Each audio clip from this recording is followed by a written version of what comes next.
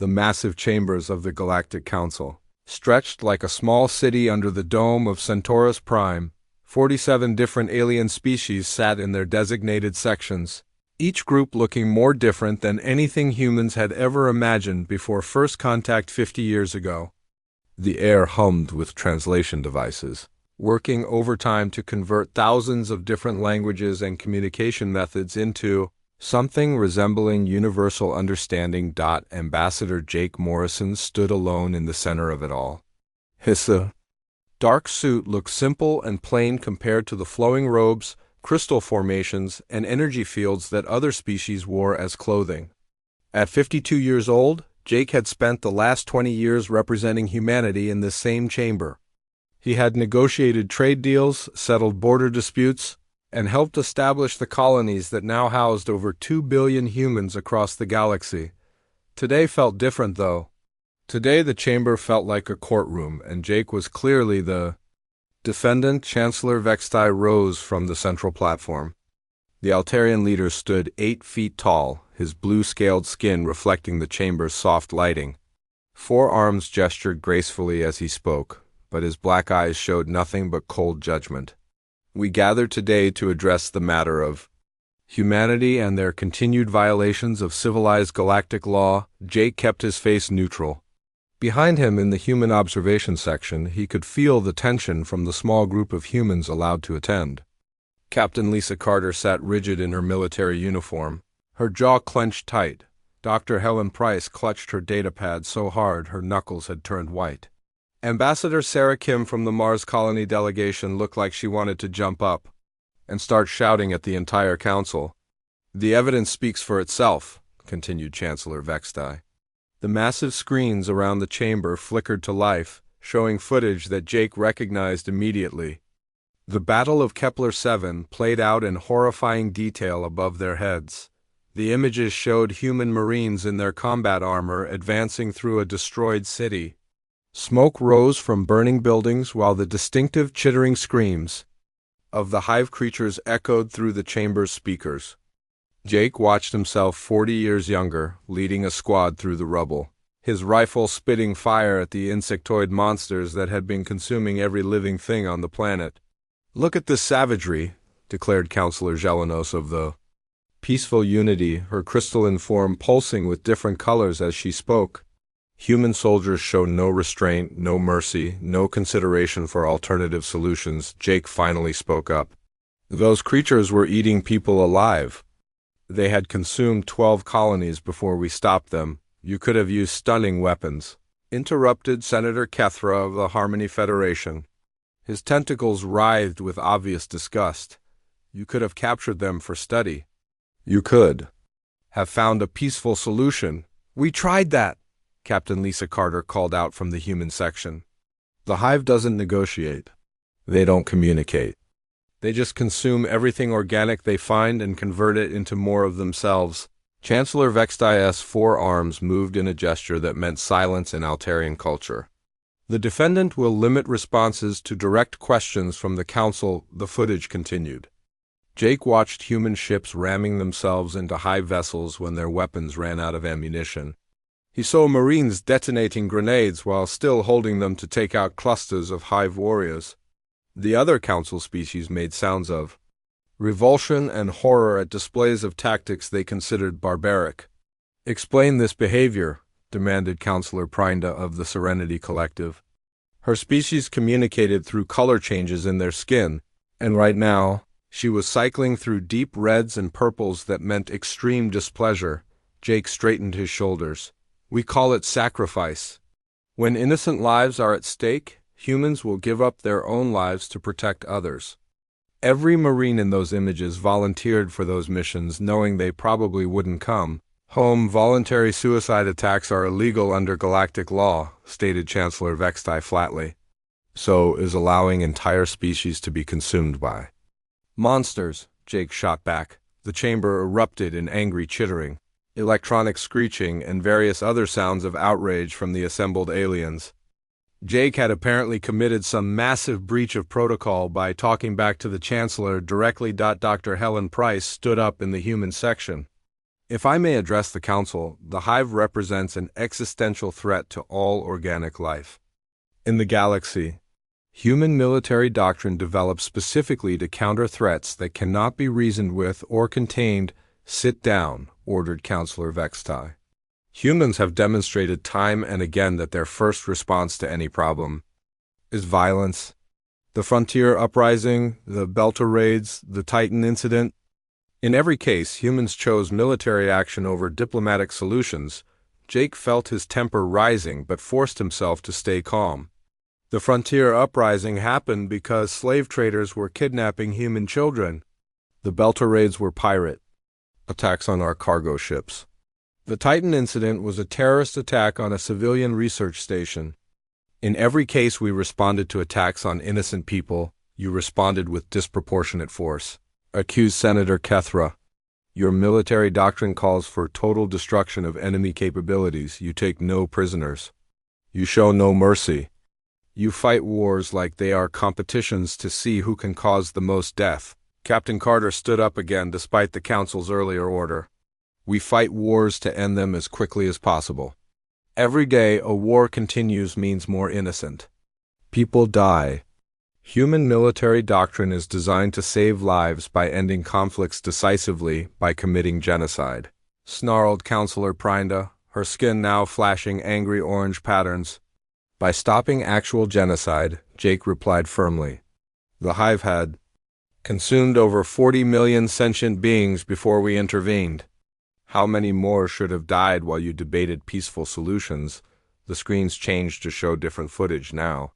Human colonies throughout the galaxy, bustling with activity and life. Humans working alongside other species, building cities, terraforming worlds, creating art and music and literature. Trade ships carrying human goods to grateful customers across known space. For 50 years, humanity has been a productive member of galactic civilization, Jake continued. We have contributed technology, resources, and protection to dozens of species. We have upheld every treaty and honored every agreement, except for the Peaceful Expansion Treaty, declared Chancellor Vextai coldly.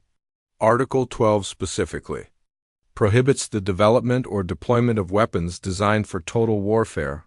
Human military arsenals violate this treaty in spirit, if not in letter. Jake spread his hands. We develop defensive capabilities appropriate to the threats we face. If other species choose to limit their ability to protect themselves, that's their choice. Humans choose to be prepared. Prepared for what? Demanded Counselor Gelenos. The galaxy has been at peace for over 200 years before humans arrived. The galaxy has been lucky for 200 years, Jake replied. Peace isn't a natural state. It's something that has to be protected and maintained. Sometimes that requires people willing to fight for it. The council chamber fell silent except for the humming of translation devices and environmental systems. Jake could feel the weight of thousands of alien eyes studying him, judging him, finding him wanting. These species had built their entire civilization around the idea that all conflicts could be resolved through discussion and compromise. The concept that some enemies might need to be fought rather than talked to was completely foreign to them. Chancellor Vextai consulted with the other senior council members in a flurry of gestures, color changes, and electronic communications that the translation systems couldn't process. Finally, he turned back to Jake with an expression of final judgment. Humanity stands accused of excessive militarism, violation of peaceful coexistence principles, and being a destabilizing influence on galactic civilization. The Council has reached its decision. Jake straightened his shoulders and prepared to hear humanity's fate. The verdict had been swift and merciless. Humanity had exactly one standard galactic year to withdraw all presence from Council space and return to their home system. No appeals, no negotiations, no second chances. 43 thriving human colonies across 17 star systems would be abandoned. 15 research stations that had pushed the boundaries of science would go dark. 8 massive terraforming projects that had taken decades to establish would be left unfinished. Admiral Ryan Brooks stood on the bridge of the UES Defiance, watching the final evacuation fleet prepare for departure from the Kepler system. The massive ships stretched out in formation behind his flagship, each one carrying thousands of colonists who had called this place home for over 30 years. The admiral was 61 years old and had spent most of his career building these colonies, rather than destroying things. Today felt like the worst kind of defeat. "Final transport is aboard, Admiral," reported Captain Steve Murphy from his position at the communications station. "All personnel accounted for. We're ready to begin the jump sequence." Admiral Brooks nodded slowly.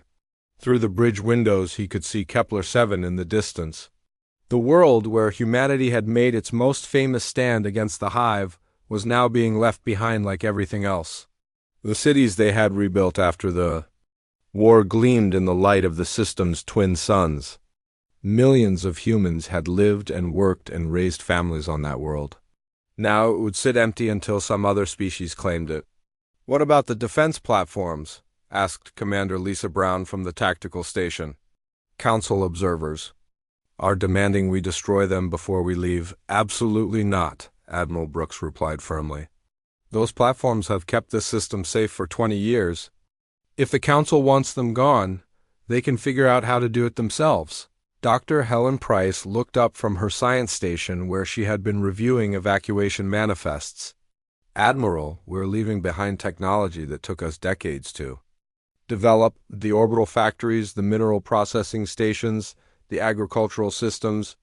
Other species will just move in and take it all. Let them," the Admiral said grimly. "Maybe they'll learn to appreciate what humans built when they try to run it themselves." The evacuation had taken 11 months to complete. Every human civilian, every piece of critical equipment, every important piece of data had been loaded onto ships and sent back toward Earth. The logistics alone had been staggering. Moving over 2 billion people across hundreds of light years while maintaining basic supplies and medical care had pushed human organizational abilities to their limits. Captain Amanda Wright had commanded the Civilian Transport Division throughout the evacuation.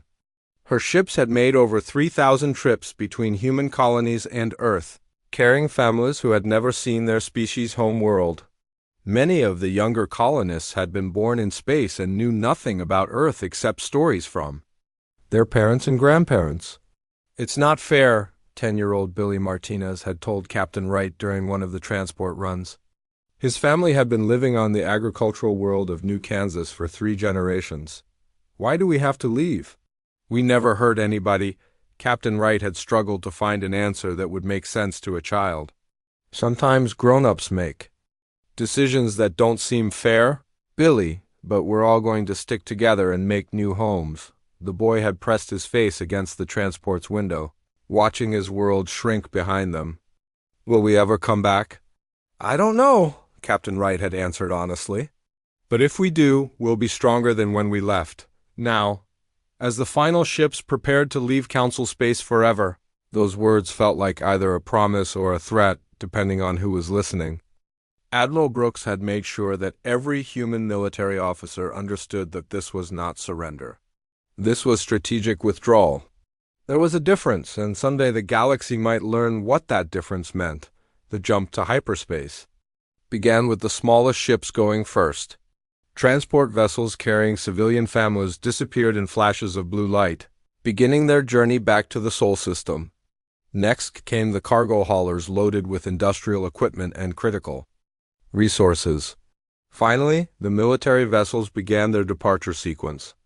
"Admiral," called out Lieutenant Tony Kim from the sensor station, "we're receiving a transmission from the Council monitoring station. They want to inspect our remaining ships before we leave." Admiral Brooks turned to face the young officer. "Tell them we completed our withdrawal on schedule as required by their ruling. Any inspections should have been arranged beforehand through proper diplomatic channels." "Sir, they're insisting. They want to verify that we're not leaving behind any hidden military assets." "Tony, send them exactly this message: the human evacuation is complete. We are departing Council space as ordered. Any further communication should be directed to Earth through normal diplomatic channels." The bridge crew exchanged glances.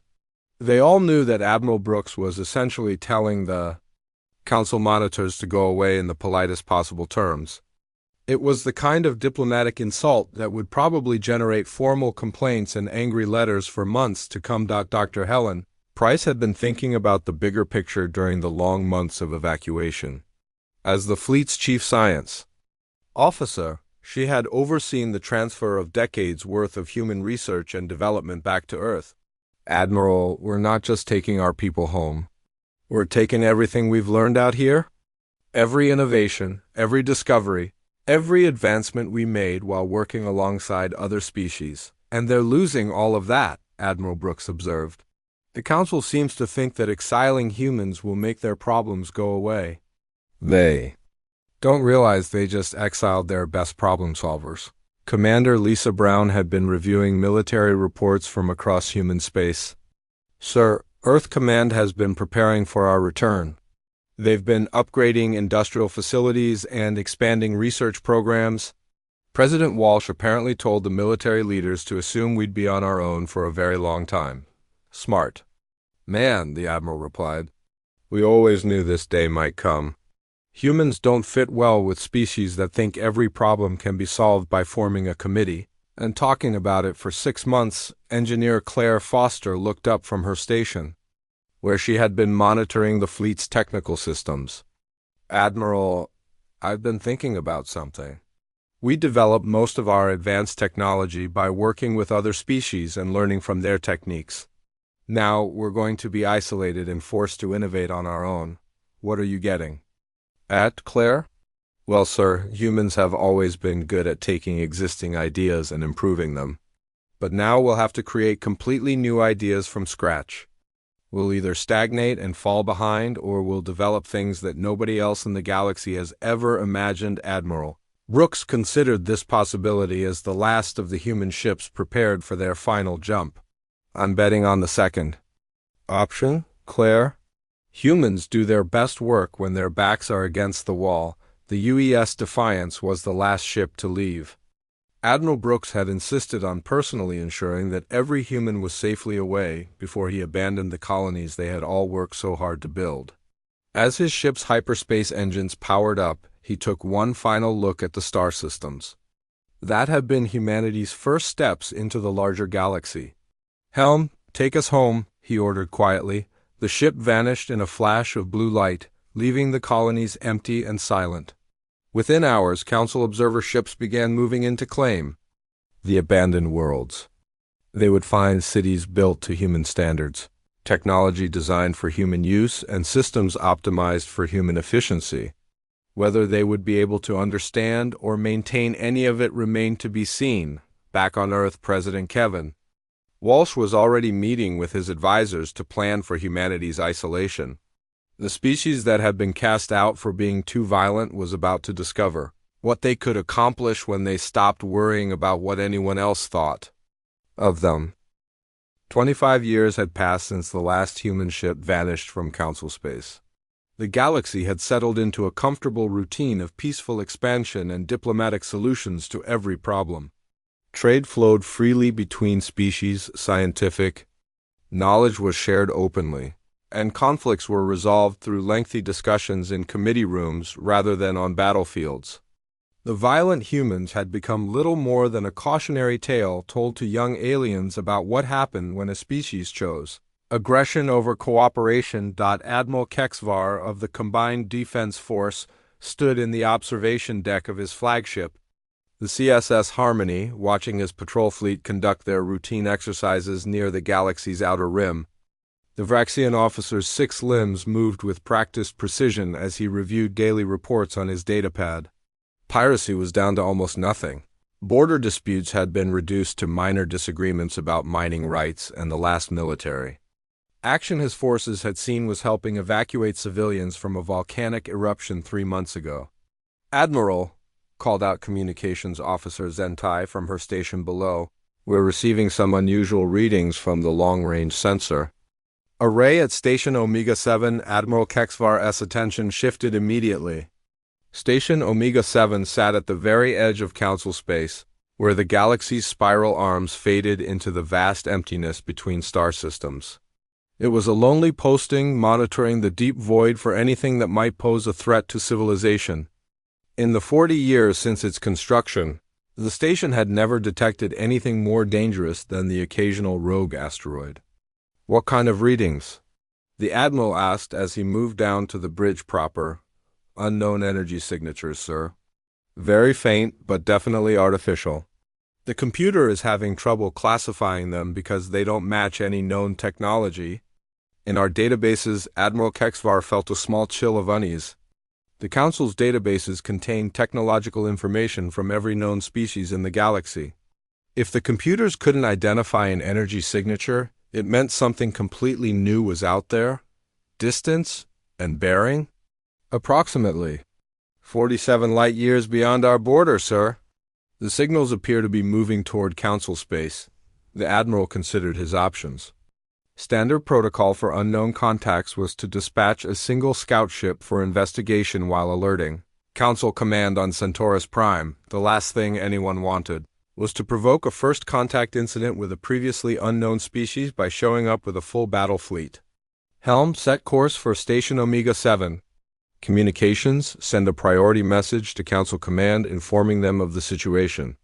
Science Division, I want full analysis of those energy readings as soon as we arrive, the CSS Harmony and her."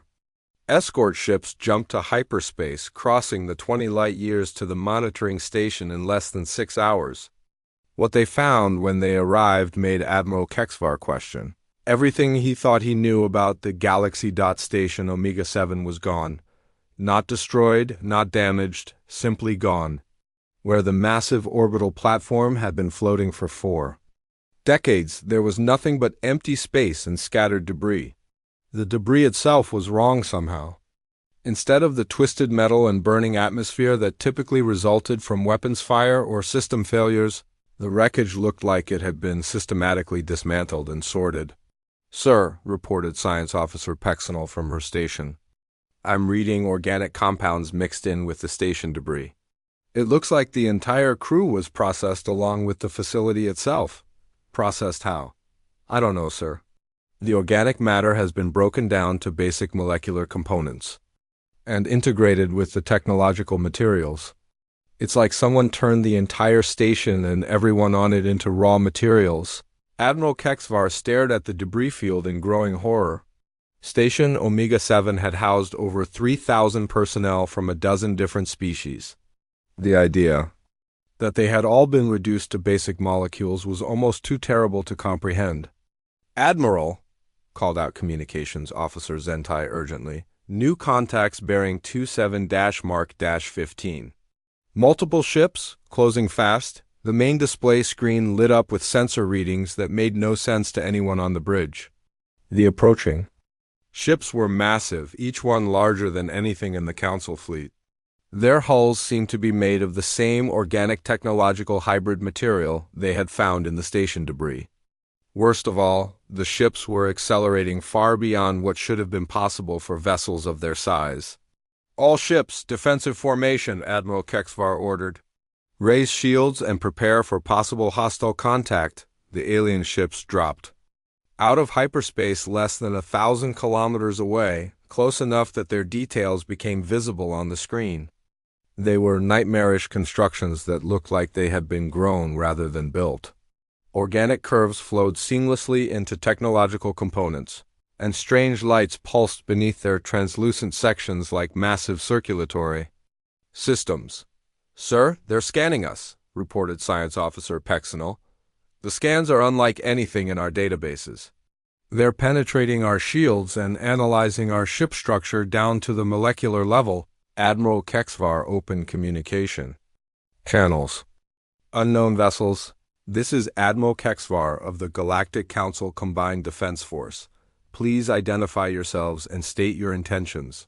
The response came not as words or images, but as raw information transmitted directly into their computer systems. The translation software struggled to process concepts that had no equivalent in any known language.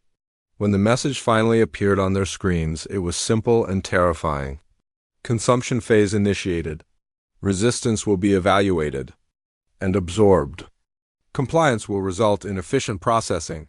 Sir, they're charging weapons, called out Tactical Officer Mordick.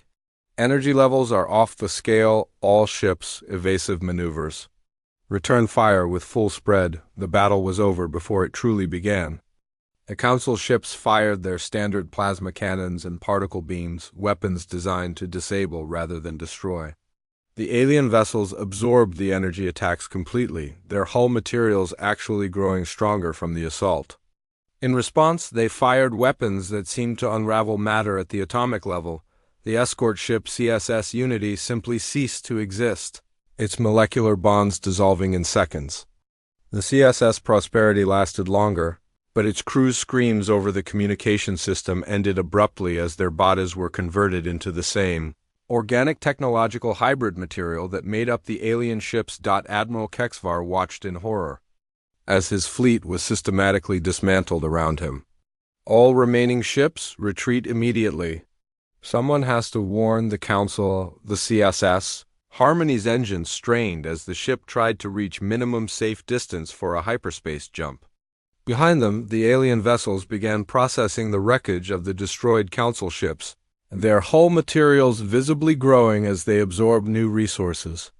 Admiral, I'm reading massive energy signatures coming from deeper in the void, reported Science Officer Pexinal.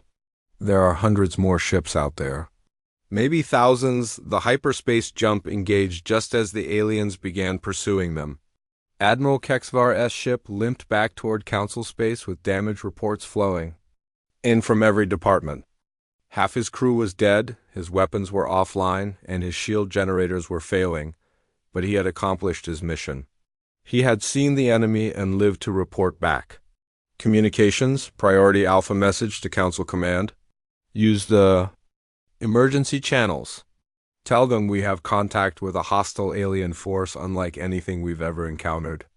Tell them they're heading for Council space and our weapons are completely ineffective against them. As the CSS Harmony raced towards Centaurus Prime with news of the invasion, Admiral Kexvar couldn't stop thinking about the ease with which his entire fleet had been destroyed. The Council's military doctrine was based on minimal force and defensive actions. They had weapons designed to disable, tactics focused on de-escalation, and training that emphasized avoiding casualties at all costs. The creatures they had just encountered didn't seem interested in negotiations or prisoner exchanges. They wanted to consume everything they found and convert it into more of themselves. For the first time in his career, Admiral Kexvar found himself wishing the Council had access to the kind of weapons and tactics that humans had been famous for. The galaxy was about to learn that sometimes peace could only be preserved through the willingness to fight a war. The emergency session of the Galactic Council had been going on for 18 hours straight. Representatives from 47 species filled the Great Chamber on Centaurus Prime, their voices creating a cacophony of panic and desperation that the translation systems could barely handle. In the 3 months since Admiral Kexvar's desperate warning had reached Council space, 17 worlds had fallen to the creatures now being called the Devourers. Chancellor Vextai looked older than his 800 years as he reviewed the latest casualty reports. His blue scales had lost their shine, and his forearms trembled slightly as he spoke to the assembled delegates. The situation continues to deteriorate. Our combined fleets have engaged the Devourers 12 times. We have yet to achieve a single meaningful victory. The holographic displays around the chamber showed the brutal mathematics of each battle.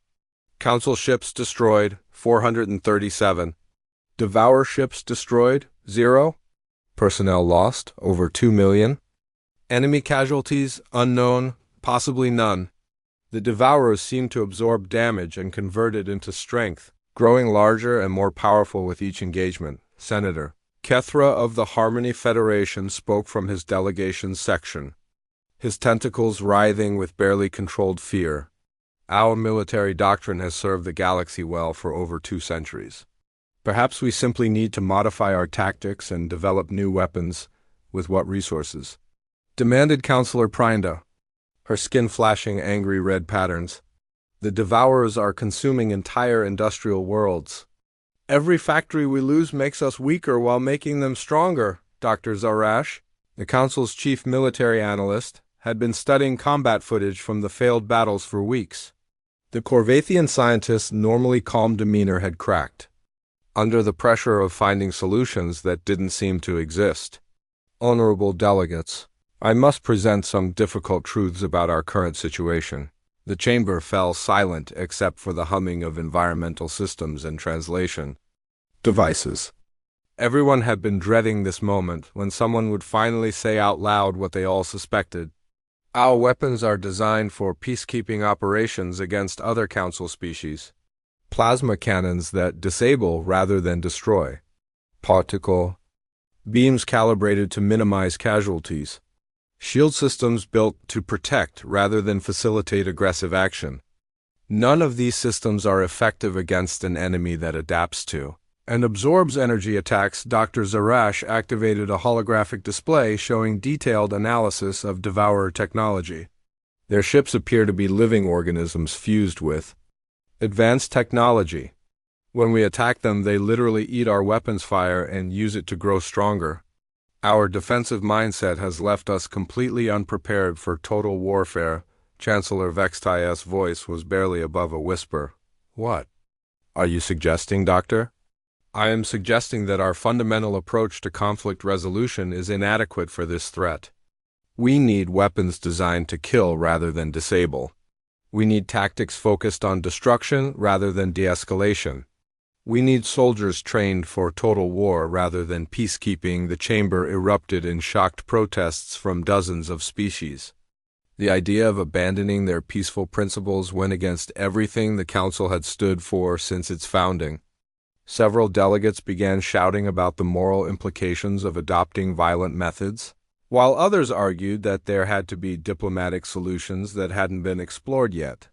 Counselor Jelenos of the Peaceful Unity rose to address the chaos. Her crystalline form pulsed with colors that meant deep contemplation in her species' visual language. Perhaps we should attempt to communicate with these devourers more effectively.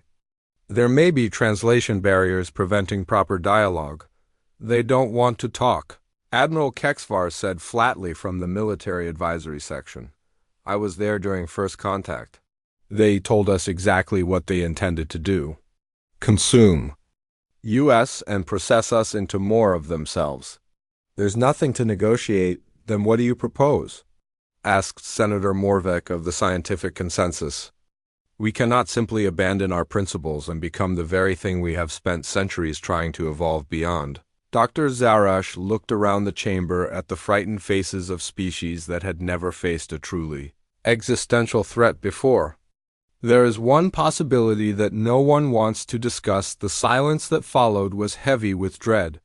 Everyone knew what she was going to say, but no one wanted to hear it spoken aloud. The humans, she continued quietly. Before their exile, humanity possessed military capabilities that far exceeded anything in our current arsenal. Their ships were designed for war, their weapons built for maximum destruction, their tactics focused on utterly defeating enemies. Rather than finding peaceful solutions, the protests began immediately. Chancellor Vextia's scales turned dark blue with anger while Senator Kethra's tentacles lashed violently through the air. Councillor Prinda's skin cycled through colors that meant profound disgust in her species' communication system. Absolutely not, declared Chancellor Vexti. We exiled humanity precisely because of their violent nature. We cannot invite that savagery back into civilized space. Civilized space is being consumed, Dr. Zarash replied bluntly. At current rates of loss, the Devourers will reach the core worlds within 2 years. Our civilization will cease to exist. Unless we find a way to stop them. Admiral Kexvar had been thinking about this possibility ever since his fleet's devastating defeat at Station Omega-7. Doctor, do we have any current intelligence on human capabilities? It's been 25 years since the exile. We don't know what they've been doing during their isolation. Limited intelligence suggests they've been developing new technologies and expanding their industrial base within the Sol system. Long-range observations show massive construction projects and energy signatures that don't match any known Council technology. The debate raged for another 6 hours. Species that had spent centuries avoiding conflict now faced the possibility of inviting the galaxy's most warlike race back into their space. The moral implications battled against practical necessity as world after world fell to the advancing DVOURS. Finally, Chancellor Vextai called for order. The Council will vote on whether to formally request human assistance against the Devourer threat. All those in favor of the vote was closer than anyone had expected. 24 species voted in favor of contacting humanity, 22 voted against, and 1 abstained.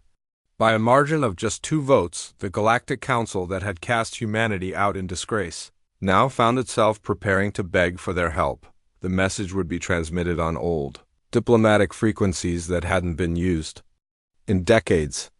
It would carry the Council's formal acknowledgement that their peaceful methods had failed and their desperate plea for the violent humans to save them from extinction.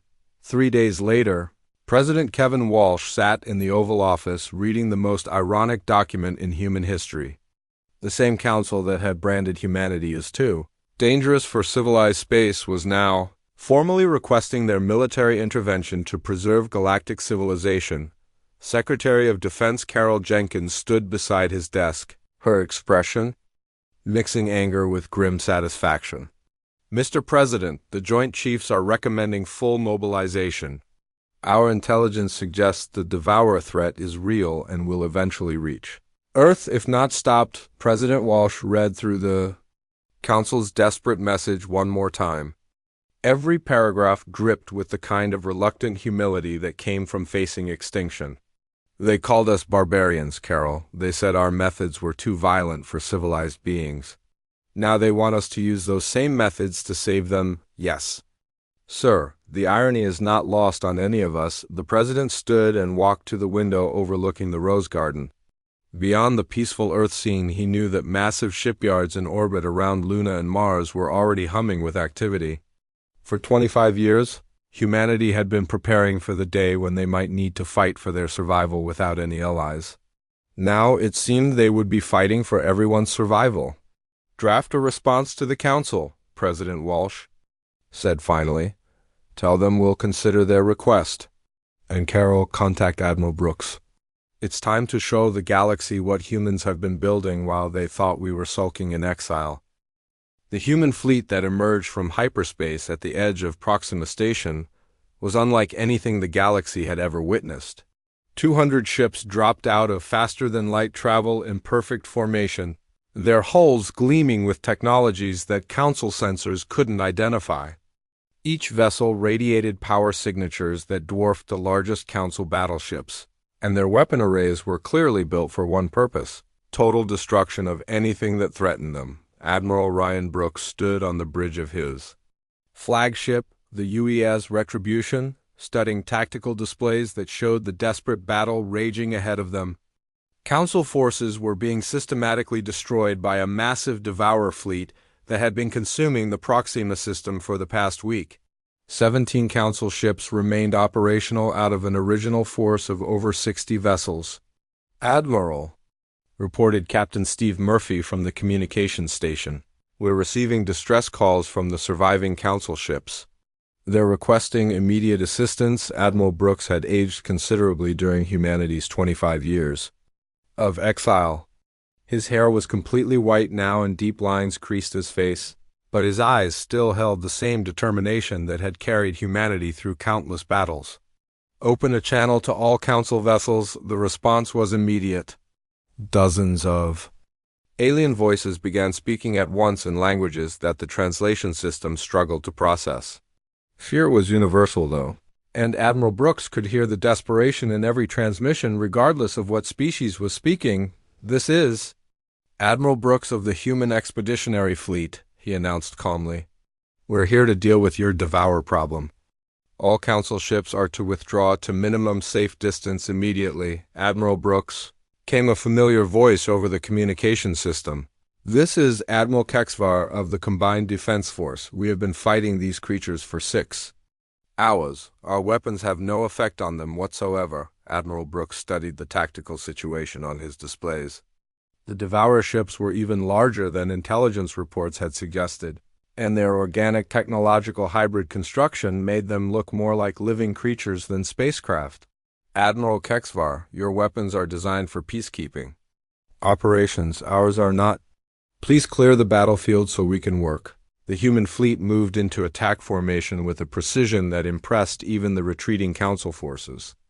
Unlike the defensive formations that Council doctrine favored, the human ships arranged themselves for maximum offensive capability. Heavy cruisers took point positions while destroyers and frigates spread out to provide overlapping fields of fire. Captain Lisa Brown commanded the heavy cruiser U.S. Vengeance from the fleet's right flank. Her ship mounted weapons that had been developing in secret for 25 years, based on principles that the Council had banned as too destructive for civilized warfare. All ships, target acquisition complete. Firing solutions locked. The Devourer fleet had noticed the new arrivals and began moving to intercept them. Their ships accelerated with impossible speed for vessels of their size, closing the distance with the obvious intention of adding human technology to their growing collection of absorbed resources. All ships, Admiral Brooks commanded, weapons free. Show them what humans learned during our vacation. The human fleet opened fire with weapons that made Council plasma cannons look like children's toys. Antimatter torpedoes streaked across space, followed by particle beams that could cut through planetary crust. Kinetic projectiles traveling at significant fractions of light speed struck Devourer hulls with the force of small nuclear weapons. The effect was immediate and devastating. Devourer ships that had absorbed Council energy weapons without damage began taking serious structural damage from human attacks. Their organic hulls evolved to process and integrate standard galactic technology, couldn't adapt quickly enough to weapons designed by a species that the galaxy had considered too violent to exist. "Sir," reported Science Officer Ellen right from her station, "enemy vessels are attempting to adapt to our weapons fire. Hull composition is shifting to compensate for antimatter damage. Then we stop using antimatter?" Admiral Brooks replied, without hesitation. All ships switched to kinetic bombardment. Maximum velocity, depleted uranium cores. Commander Dan Foster's destroyer squadron launched a salvo of solid projectiles that struck the Devourer formation like artillery shells. Where energy weapons had given the creatures time to adapt, physical impacts delivered their destructive force too, quickly for biological systems to compensate. The battle became a running engagement, as human ships used tactics that Council forces had never seen before. Instead of maintaining defensive formations and trying to minimize casualties, the human fleet actively sought to inflict maximum damage on their enemies. Ships that took heavy damage didn't retreat for repairs, they accelerated toward the nearest Devourer vessel for ramming attacks. Major Kate Rivera's frigate UES Defiant had lost main power and most of her crew when a Devourer energy beam punched through her shields. Instead of abandoning ship, she ordered her remaining crew to set the reactor for overload and aimed her crippled vessel at the largest enemy ship in range. "This is Major Rivera to all human ships," she transmitted as her frigate accelerated on its final approach. "Tell Earth that we remembered what they taught us about fighting for what matters." The explosion when UES Defiant struck the Devourer ship could be seen from 3 star systems away. The enemy vessel, which had been consuming Council technology for months and growing larger with each victory, suddenly found itself dealing with a human reactor designed to produce maximum destructive yield when it failed catastrophically. The psychological effect on both fleets was immediate. Council forces watching from their safe distance began to understand why humanity had been exiled for being too violent. Human tactics weren't designed to capture enemies or minimize destruction. They were designed to utterly annihilate anything that threatened human survival. The Devourers, for the first time since beginning their galactic conquest, encountered an enemy that fought with the same total commitment that they brought to battle. Human ships that couldn't win through firepower, won through sacrifice. Crews that couldn't retreat chose to explode rather than be captured and processed. Colonel Tony Kim led the final assault on the Devourer command ship, a massive construct that had been directing the enemy fleet's movements. His squadron of heavy Fighters penetrated the creature's organic hull using weapons that literally ate through alien tissue at the molecular level. Command ship neutralized, Colonel Kim reported as his fighters emerged from the dying Devourer vessel. Enemy fleet is losing coordination. They're beginning to retreat. Admiral Brooks watched the surviving Devourer ships accelerate away from the battlefield, their organic hulls visibly damaged and their formation broken. For the first time in their invasion of Council space, the creatures had encountered an enemy that fought wars the way wars were meant to be fought, with absolute determination to destroy anything that threatened innocent life. All ships, cease fire, Admiral Brooks ordered. Let them run. They'll tell the rest of their kind what happened here. The aftermath was sobering. Humanity had lost 37 ships and over 12,000 personnel in the 6-hour battle. But they had accomplished something that the Council's combined forces couldn't manage in months of fighting. They had defeated the Devourers decisively and forced them to retreat. Admiral Kexvar's voice came over the communication system, filled with an emotion that the translation computers identified as awe mixed with horror. Admiral Brooks, how did you do that? We've been fighting them for months without achieving a single victory. Admiral Brooks looked at the tactical display showing the retreating Devourer fleet and the debris field where so many human ships had made their final stands.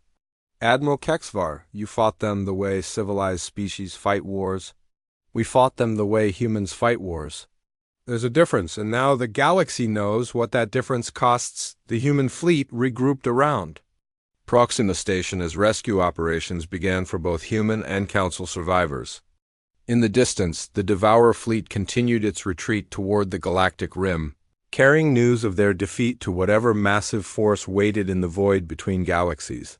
The war was far from over, but for the first time since the invasion the galaxy had hope. Humanity had returned to Council space not as supplicants seeking readmission, but as liberators offering salvation. The species that had been cast out for being too violent had proven that sometimes violence was exactly what the galaxy needed to survive.